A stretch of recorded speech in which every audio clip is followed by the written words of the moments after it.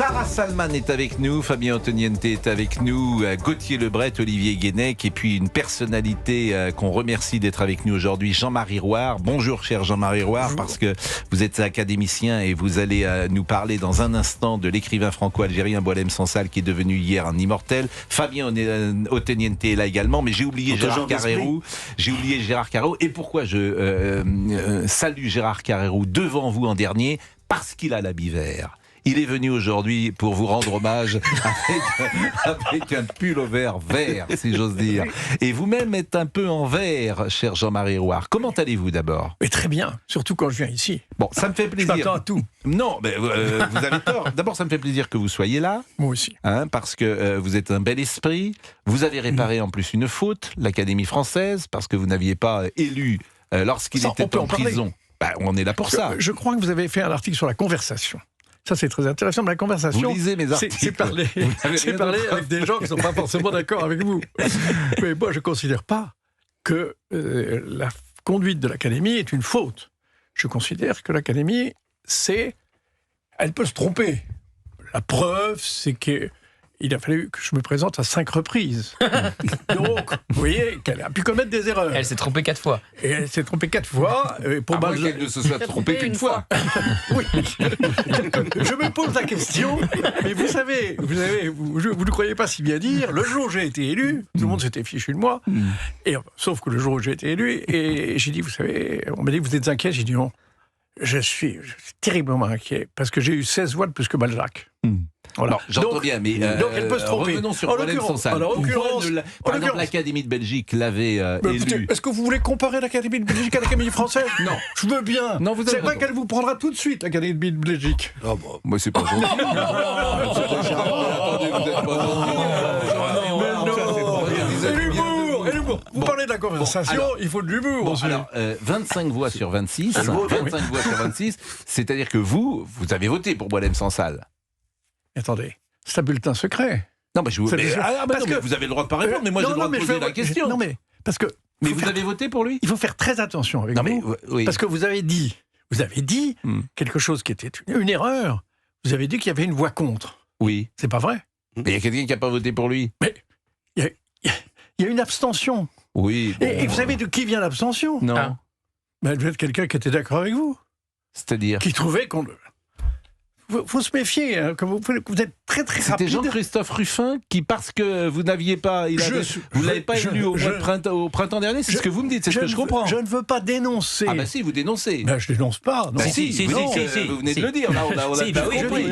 C'est Jean-Christophe Ruffin qui était à l'initiative au printemps 2025.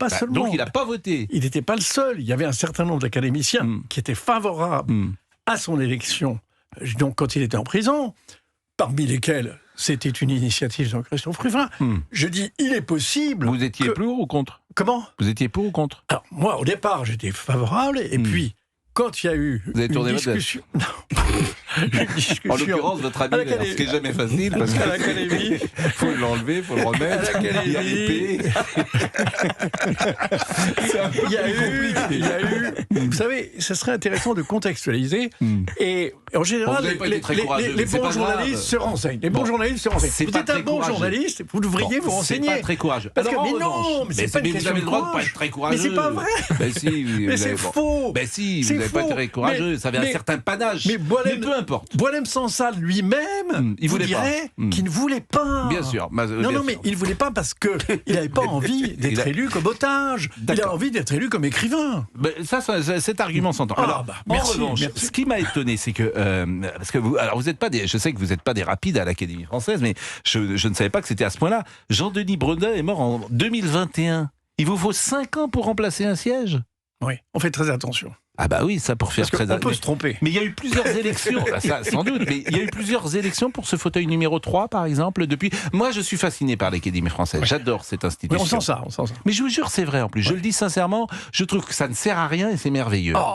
Et ça sert à tout. Rien, mais oui, ça a un poids mais ça sert à rien. culturel. C'est très intéressant ce que vous venez de dire.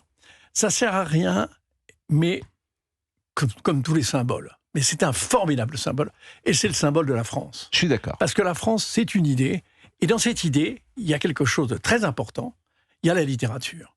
Et ça veut dire, la création de l'Académie française veut dire que il y a la politique, il y a tout le caractère, disons, très, très terre-à-terre de la politique, et puis il y a quelque chose qui élève la politique au-dessus des hommes, c'est un idéal artistique et moral, parce que la littérature, ça contient il n'y a pas que des aussi la littéraires morale. non plus, il n'y a pas que des littéraires.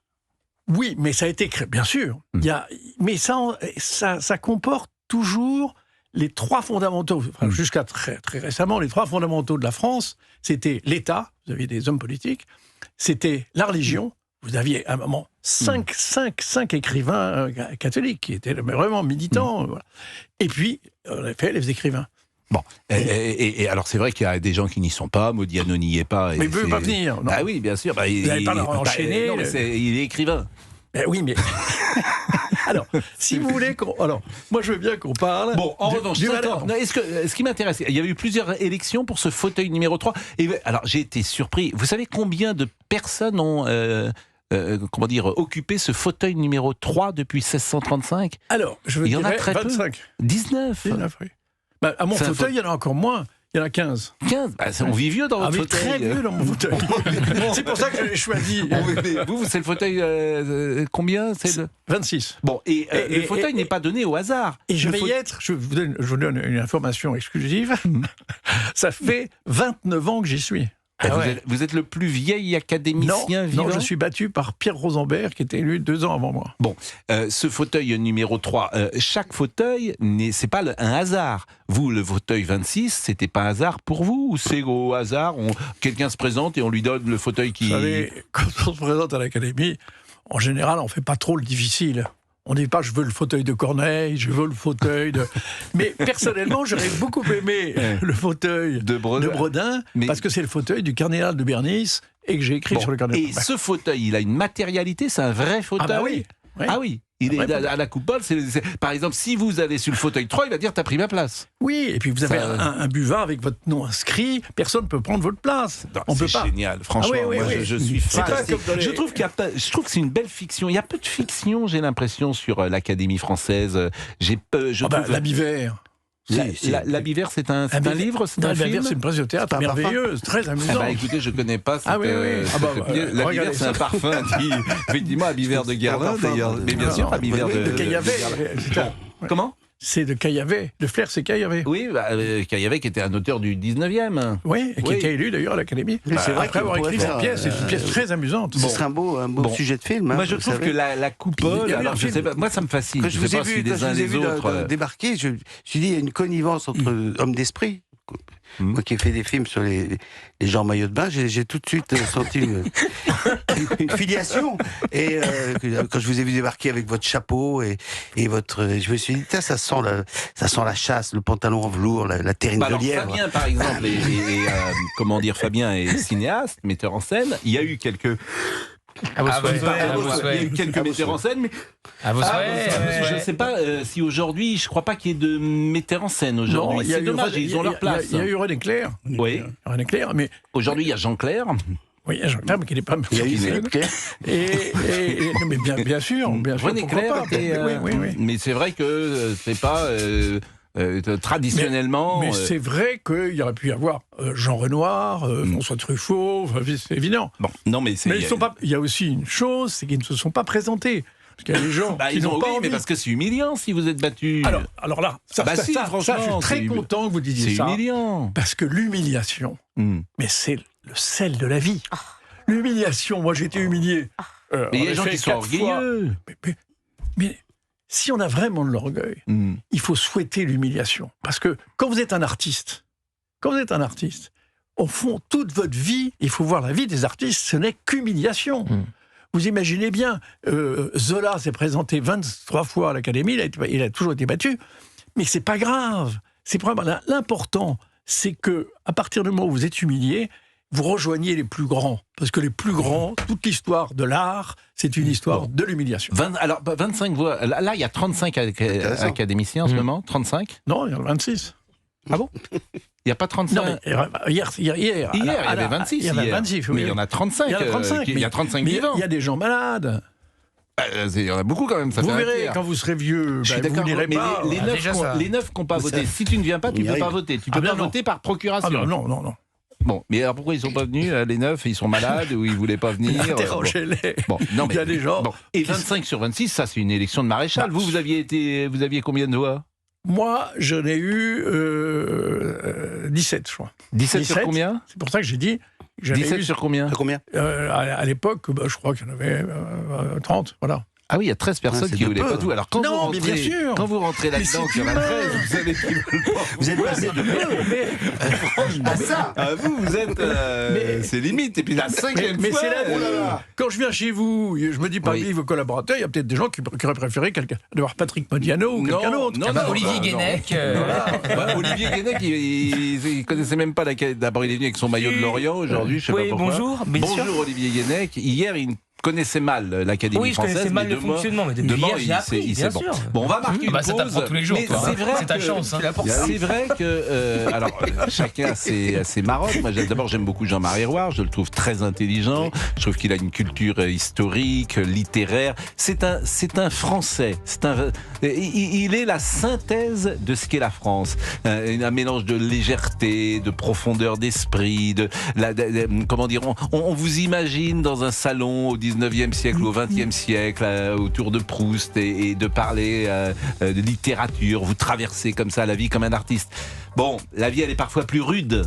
Forcément que... Oui, ici, par exemple. Non, mais la vie, elle est... Vous avez un rapport esthétique au monde. C'est vrai. Oui. C'est vrai. Et hélas, on aimerait tous avoir ce rapport, mais convenez que la vie est parfois plus rude. Il y a des choses plus prosaïques. Les artistes sont faits pour apporter de la légèreté au monde, de l'esprit et surtout une distance. Moi, ce que je crois, et c'est ce que vous disiez dans votre article sur la conversation, que j'ai lu très attentivement. Vous l'avez lu 2 fois même. Oui, une fois.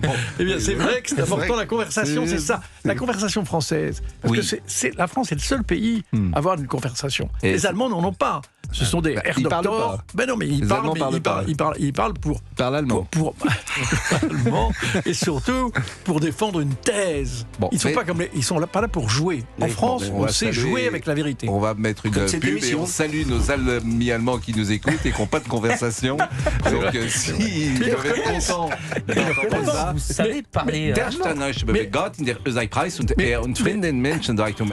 et là, ils ont compris ce que je voulais leur dire. Je ne sais jamais s'ils parlent vraiment allemand ou si... Non, j'ai parlé à mes amis allemands. Bon, les Anglais non plus. Les Anglais n'ont pas de conversation. Allez, on voit que vous connaissez mal l'Angleterre. Mais ils ne parlent que du temps qu'il fait, de la chasse au renard. Ils n'ont pas du tout le sens de notre conversation pour s'amuser. C'est un élément de civilisation française. Et ben nous, c'est... alors écoutez, je suis content que vous disiez ça parce qu'hier on a eu une émission de 2 heures et nous sommes un élément de civilisation française. On est tous sortis du studio et c'est la réflexion qu'on s'est fait. On a dit alors là, on est vraiment un élément de la civilisation française.